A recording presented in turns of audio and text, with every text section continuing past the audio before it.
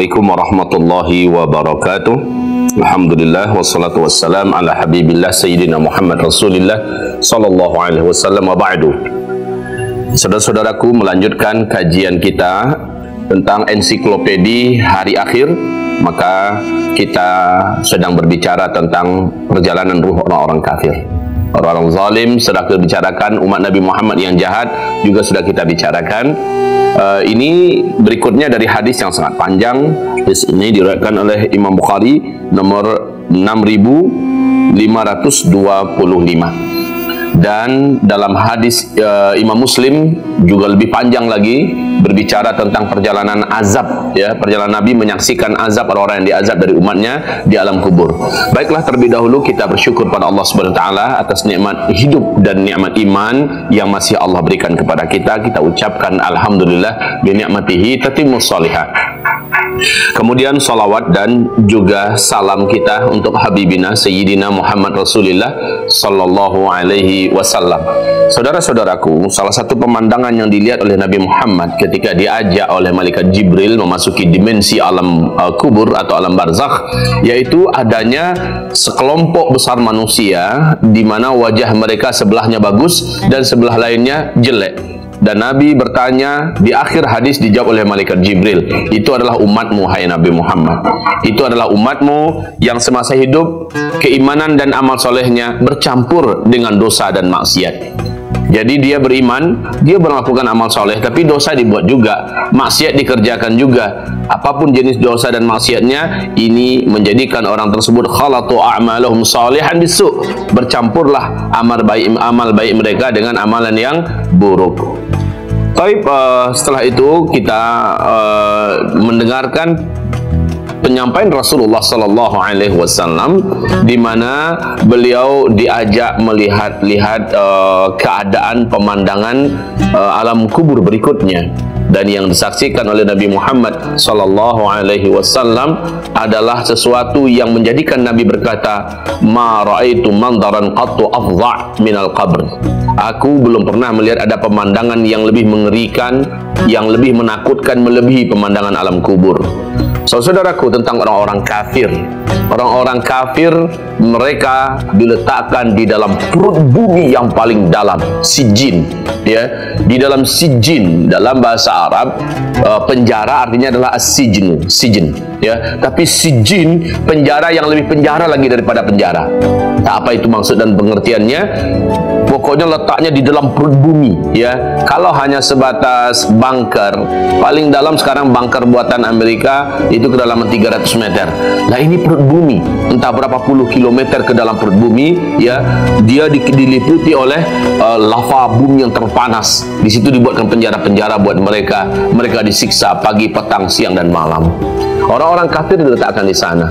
Sementara roh yang ada, dia mengalami 4 masa peralihan. Peralihan pertama, roh itu pertama kali ditiupkan ke dalam janin yang ada dalam perut ibu kita. Yang kedua, roh itu akan berpindah ke alam dunia. Di alam dunia, roh ini akan merasakan lebih lapang dengan masa waktu yang lebih lama sedikit. Kalau di dalam rahim sempit dan waktunya cuma 9 bulan. Di dalam kehidupan dunia lebih mungkin rata-rata di atas 60-an, 70, ya. Tapi lebih lama waktunya dan lebih lapang. Tetapi di situ dia merasakan segala rasa. Ada senang, ada susah, ada sakit, ada sehat, ada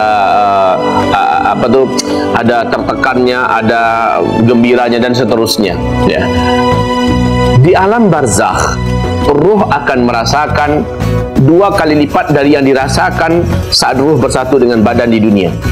Dia akan merasakan lebih daripada itu. Kalau gembira, ya sangat gembira. Kalau dia menderita, ya sangat menderita. Kalau dia sakit, ya sangat sakit.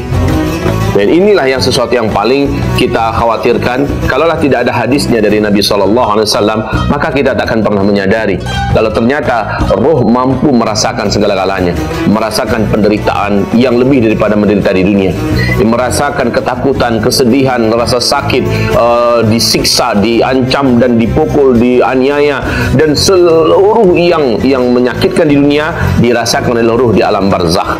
Dan insya Allah roh orang-orang beriman tidak tidak akan pernah merasakan itu. Sebab ruh orang-orang beriman yang saleh dan bertakwa, mereka diajak membumbung meninggalkan bumi menuju ke langit sana, dan mereka diletakkan di taman di antara taman-taman surga seperti yang sudah kita uraikan sebelumnya. Ruh orang-orang beriman akan berkumpul dengan ruh orang-orang yang beriman. Ruh orang-orang yang saleh akan berkumpul dengan ruh orang-orang yang saleh. Tapi ruh orang-orang yang kafir dan ruh orang-orang yang salah akan berkumpul dengan orang-orang yang serupa. Hitam-hitam, buruk-buruk rupa mereka, penuh penderitaan dan tekanan, dan mereka disiksa pagi, petang, siang, dan malam. Saudara-saudaraku, hamba-hamba Allah yang kami muliakan, bila antum baca di dalam kitab Hadil Arwah ila Biladil Afrah oleh Syekh Ibnu Qayyim di halaman 115 dan 117 tentang bagaimana identitas ruh di kehidupan berikutnya, benar-benar kita akan dibuatnya tercekam ya dengan pengalaman yang sangat hebat, imah hebatnya di bidang penderitaan atau hebatnya di bidang kegembiraan. Baik, setelah kita menyimak dan mendengarkan ini semua, maka kita tentu saja tidak punya lagi alasan untuk menunda-nunda kebaikan. Kita tidak punya alasan untuk menambah lagi dosa dan maksiat. Sebab setiap hari yang kita tambah umur kita, setiap hari yang kita lalui, minggu demi minggu dan bulannya, itu adalah hari-hari di mana kita meninggalkan jarak antara kita yang telah berlalu dengan mendekati jarak dengan kita bertemu dengan Allah Subhanahu wa taala. Kita tidak akan bisa mengelak makhluk yang paling perkasa di langit dan di bumi, itu adalah waktu. Tidak ada yang bisa mengalahkan waktu. Tidak ada yang bisa melampaui waktu. Tidak ada yang bisa tidak ada yang bisa membalikkan waktu. Maka oleh karena itu, wal asri, demi waktu, seluruh manusia itu rugi kecuali dia orang yang beriman dan mengisi imannya dengan amal soleh. Lalu dia tegak wa tawasau bil haqqi wa tawasau bis sabr. Saudaraku yang kami cintai, demikian ya untuk penyampaian kami berkaitan dengan penempatan ruh orang-orang. Nah sekarang di dalam kitab kita Ensiklopedia Hari Akhir ini, pada halaman 430 kita akan mendapatkan penjelasan tambahan. Tentu saja ini bukan penjelasan tambahan dari para penulis, tidak juga dari para alim ulama, tetapi penjelasan tambahan ini adalah kutipan daripada hadis-hadis Nabi yang lain, yang intinya disabdakan di sini oleh Rasulullah SAW. Beliau menyebutkan di dalam alam kubur itu para pelaku maksiat yang akan mendapatkan azab kubur. Di antaranya kata Nabi menyebutkan sini, pertama, mereka yang tidak bersuci setelah buang air kecil. Buang air kecil, langsung saja dia simpan barangnya ke dalam celana dalam, langsung dia resleting celananya atau apalah namanya, kemudian dia pergi. Padahal dia muslim. Orang macam ini akan mendapatkan hukuman, kata Rasulullah, innahuma la yu'adzabani. Mereka berdua saat ini sedang diazab, kata Nabi. Wa ma yu'adzaban min kabir. Bukanlah mereka diazab karena dosa yang terlalu besar. Wa innahu lakabir. Tetapi walaupun dia tidak terlalu besar, dia termasuk dosa yang dipandang besar, yaitu dia membuang air kencingnya sementara dia tidak membasuhnya. Kemudian di hadis yang lain, dia membuang air kencingnya sementara dia tidak bersembunyi dari pandangan orang lain. Jadi orang-orang yang terkencing di tempat terbuka ini akan diazab di dalam kuburnya. Jika ia tidak tobat dan merubah kelakuannya, dia akan diazab. Kemudian yang kedua, kata Rasulullah SAW, mereka yang di semasa hidup di dunia, dan ini sudah kita uraikan sebelumnya ya, mengadu domba orang-orang di mana-mana dan menyebarkan kebohongan dan fitnah di mana-mana. Nah, ini sudah kita uraikan seperti apa azab yang ditimpakan oleh Allah Subhanahu wa taala buat mereka dalam kuburnya. Yang ketiga, mereka yang suka melakukan korupsi, ghulul, mengambil hak publik ya, menggunakan hak publik untuk kepentingan pribadinya dan dijadikan milik pribadinya. Maka orang-orang ini seperti kata Rasulullah, dia akan dibakar di dalam kuburnya. Seperti dia tidak diletakkan di taman surga. Ya Allah, ampuni kami, lindungi kami ya Allah dari melakukan perbuatan ghulul ini. Dia nanti akan diletakkan di dalam kuburnya, di bawah ya, di bumi, dalam perut bumi, lalu dia dibakar dengan apa yang dia ghululkan. Apa yang sudah dighululkannya? Mobil, rumah, tanah, Bahkan hanya satu helai selendang yang cantik diambil oleh salah seorang sahabat dari hasil ghanimah perang sebelum dibagikan, dan dia meninggal. Maka Nabi mengatakan dia dibakar nanti dengan selendang itu yang terbuat dari api neraka, dibakar dia dengan itu di dalam kuburnya. Selanjutnya yang keempat, mereka-mereka yang menyebarkan kebohongan, ya, berbuat kebohongan, bohong ke sana, bohong kemari. Saking jahatnya keburukan lisan mereka, sampai-sampai sudut mulut mereka dari sini sampai ke ujung belakang ini dibelah, ya. Ini sama dengan orang yang juga mengadu domba. Ini sama yang akan mereka alami. Kemudian yang kelima, mereka-mereka yang membaca Al-Quran akan tetapi menghafal Al-Quran, mempelajari Al-Quran, tetapi malam harinya dia tidak bangun untuk mengulangi Al-Qurannya, dan siang harinya dia tidak bangun untuk mengamalkan Al-Quran yang dia sudah ilmui.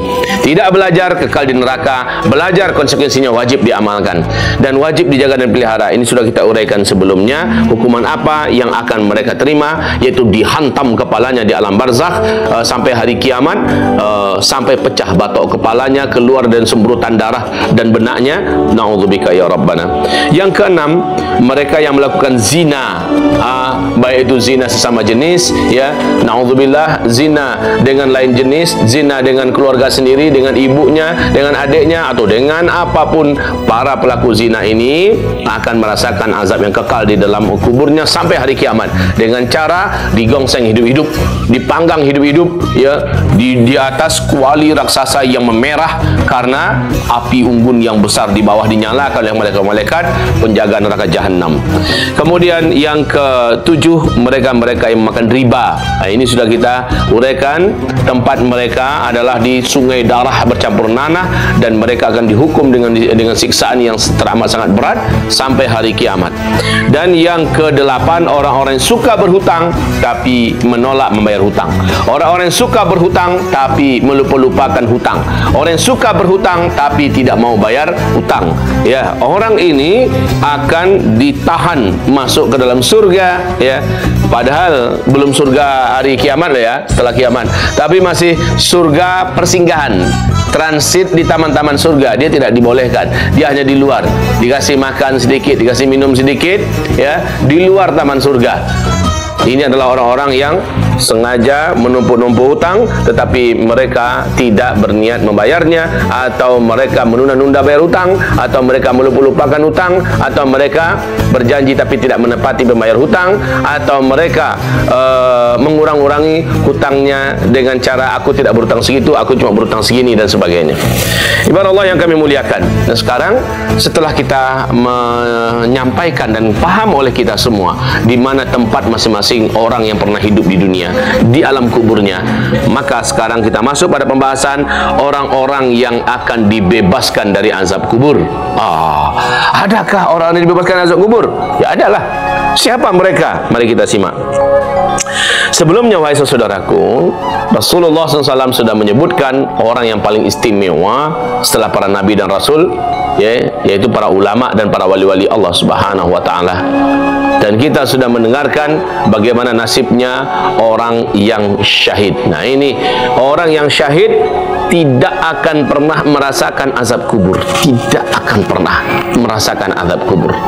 Allahumma salli ala Sayyidina Muhammad. Iyakah? Iya. Sudah kita uraikan bagaimana mereka akan merasakan azab kubur, sementara mereka saja tidak boleh dianggap mati.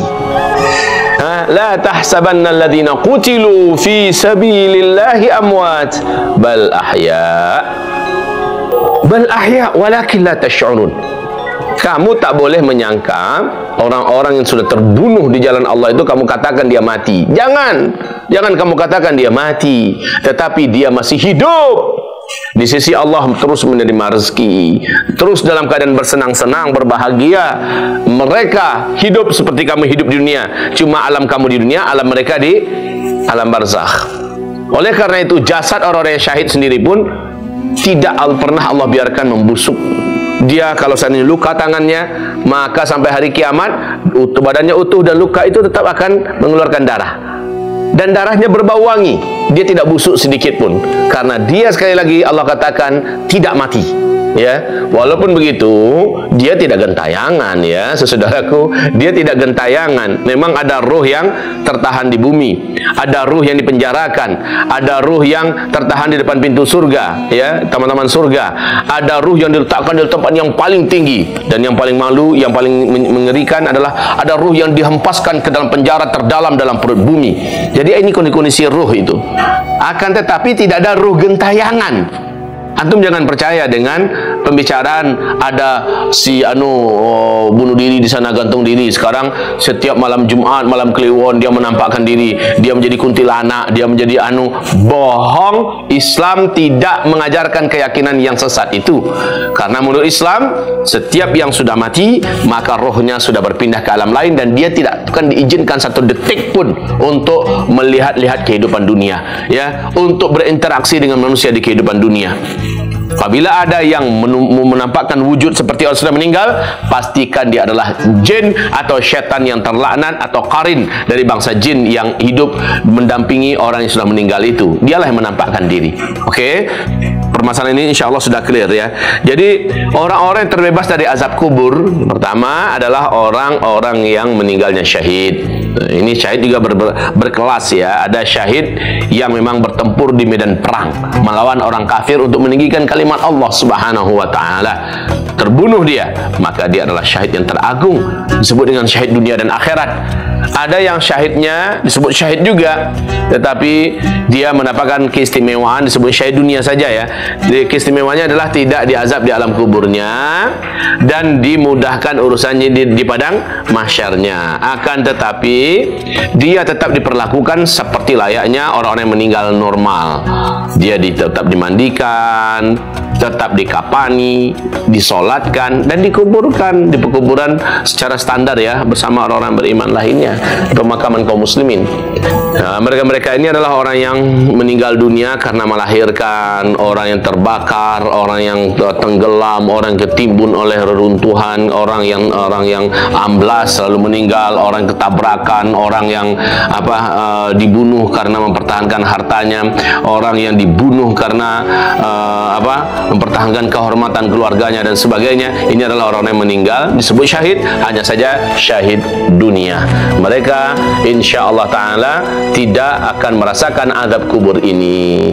Berdoalah kita kepada Allah, memintalah kita kepada Allah agar Allah memasukkan kita di antara orang-orang yang akhir hayatnya husnul khatimah, dan kalau dapat syahid tertinggi minimal syahid standar dunia. Amin ya Rabbana ya Rabbal Alamin.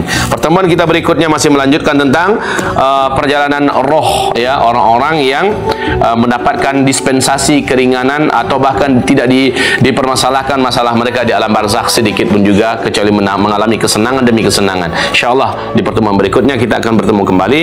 Barakallahu fikum, subhanakallahumma wa bihamdika, asyhadu an la ilaha illa anta, astaghfiruka wa atubu ilaik. Assalamualaikum warahmatullahi wabarakatuh.